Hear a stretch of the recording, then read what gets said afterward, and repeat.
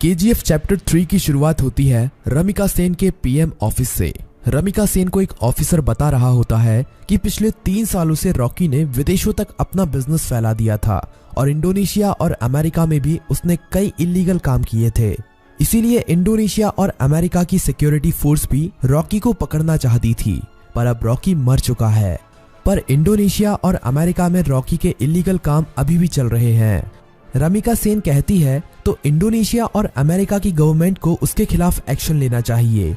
तभी वो ऑफिसर बताता है कि गवर्नमेंट ऐसा नहीं कर सकती, क्योंकि रॉकी ने 1979 से 1981 तक इन 3 सालों के अंदर ही अपने सोने के बिजनेस को काफी बड़ा कर लिया था। विदेशों में भी हजारों लाखों लोग उसके लिए काम करते हैं और खुद गवर्नमेंट के लोग भी उसके साथ मिले हुए हैं। इसीलिए गवर्नमेंट चाहकर भी उसके खिलाफ एक्शन नहीं ले सकती। फिल्म की कहानी अब फ्लैशबैक में जाती है और हमें रॉकी के जीवन के उन्हीं 3 सालों के बारे में पता चलता है, जिसमें उसने अपने साम्राज्य को विदेशों तक फैला दिया था। सभी माइनों पर कब्जा होने के बाद रॉकी ने और कई माइनों की खोज कर ली थी और सभी लोगों को उनकी खुदाई में लगा दिया था। रॉकी ने उन सभी माइनों से तेजी से सोना निकाला और इकट्ठा करता गया और बाहर के बड़े बड़े देशों में एक्सपोर्ट करने लगा। रॉकी को विदेशों से काफी बड़े बड़े ऑर्डर आने लगे, जिनको पूरा करने के लिए उसने खुदाई को और तेज करवा दिया था। दूसरी तरफ से उसने माइन की खुदाई के लिए और सोने की खोज के लिए अमेरिका से कई टेक्नोलॉजी मशीन भी मंगाई थी, जिससे वो जल्द से जल्द इन सभी माइनों का सोना निकालकर इकट्ठा कर सके। रॉकी ने अगले 1 साल के अंदर इन माइनों से इतना सोना निकाला था जितना कि पिछले 20 सालों में भी नहीं निकाला था। दूसरी तरफ रॉकी ने अपने इलाके को एक इंडस्ट्रियल एरिया बना लिया था और माइन में काम करने वाले लोगों के लिए उसने अच्छे घर, स्कूल, कॉलेज, अस्पताल सब कुछ बना दिए थे। इसीलिए खुदाई करने वाले लोग उसे काफी पसंद करते थे और उसके लिए अपनी जान देने के लिए भी तैयार थे। धीरे धीरे करके रॉकी का साम्राज्य बड़ा ही होता जा रहा था। विदेशों में सोने का एक्सपोर्ट करते करते रॉकी की जान पहचान भी विदेशों की सरकार से भी हो गई और सरकारों के कई लोग रॉकी के साथ मिल गए। रॉकी कई बार इंडोनेशिया और अमेरिका में भी गया था। वहां पर भी उसने अपने सोने के साम्राज्य को काफी बड़ा कर लिया था। इस साम्राज्य को फैलाने में सरकार के कई लोगों ने उसकी मदद की थी और रॉकी ने एक गैंग अपनी इंडोनेशिया में और एक अमेरिका में भी खड़ी कर ली थी और रॉकी ने इन गैंग के लिए अपना एक लीडर भी बना लिया था और रॉकी उन सभी का राजा बन गया था। इस तरह से रॉकी ने अपने साम्राज्य को विदेशों तक फैला दिया था।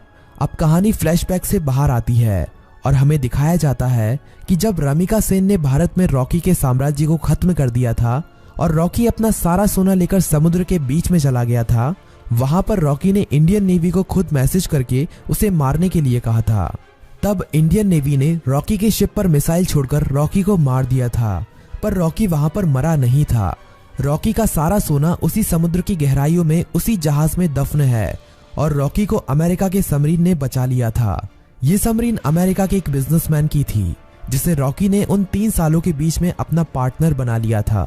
रॉकी अब अमेरिका में सबसे छुपकर रह रहा था और वो महीने में कभी कभी इंडिया भी किसी को फोन करता था कि केजीएफ का क्या हुआ, केजीएफ को ठीक होने में कितना समय लगेगा।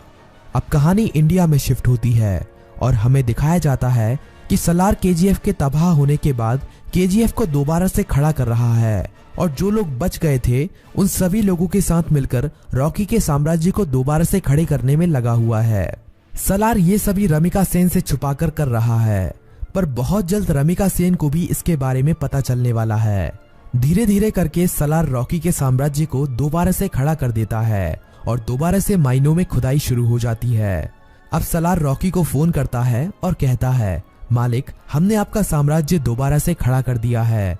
जिस तरह आपने कहा था, अब आपके लौटने का समय आ चुका है।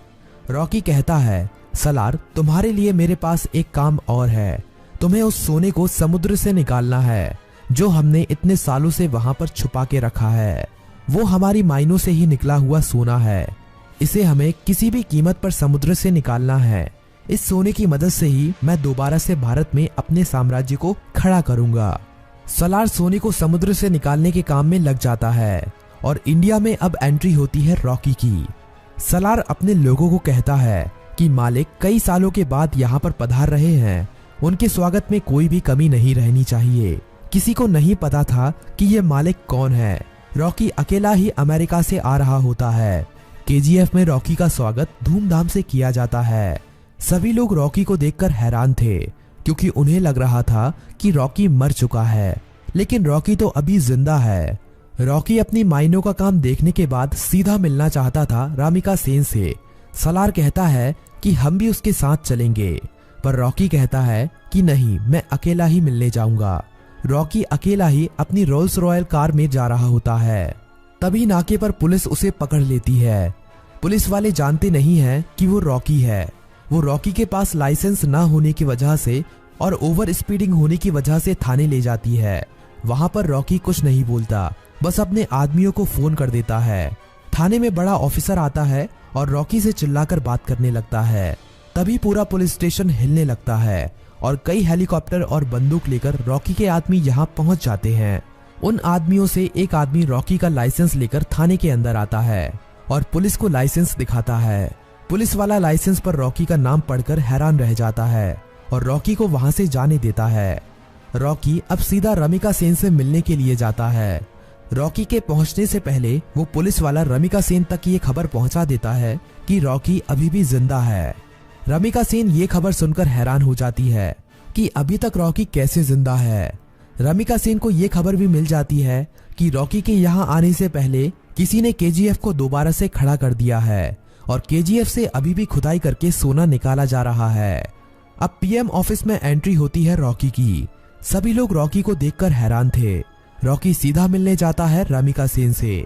रॉकी रमिका सेन से कहता है कि मैंने कहा था ना, युद्ध हुआ तो जीतूंगा मैं, और जीत मेरी ही हुई है। रमिका सेन कहती है कि अच्छा है, तुम जिंदा हो, अब मैं तुम्हारे सामने ही तुम्हारे केजीएफ को तुमसे छीन लूंगी। रॉकी कहता है कि उसकी नौबत ही नहीं आएगी। रमिका सेन रॉकी की इस बात को समझ नहीं पाती। तभी रॉकी वहां से चला जाता है। अगले कुछ ही दिनों में रॉकी रमिका सेन की सरकार गिरा देता है और सरकार में अपनी पार्टी को जिताकर अपने आदमी को प्रधानमंत्री बना देता है। रॉकी अब दोबारा रमिका सेन को फोन करता है और कहता है कि अब क्या करोगे, अब तो तुम्हारी सरकार भी नहीं रही। रमिका सेन कहती है कि अब मेरी जिंदगी का एक ही मकसद है, तुम्हारी मौत। रमिका सेन रॉकी के सभी दुश्मनों को इकट्ठा करती है। रमिका सेन इनायत खली से भी हाथ मिला लेती है और जितने भी रॉकी के देश विदेश में दुश्मन थे सभी को इकट्ठा करके रॉकी को मारने का प्लान बनाती है। रॉकी को मार पाना आसान नहीं था।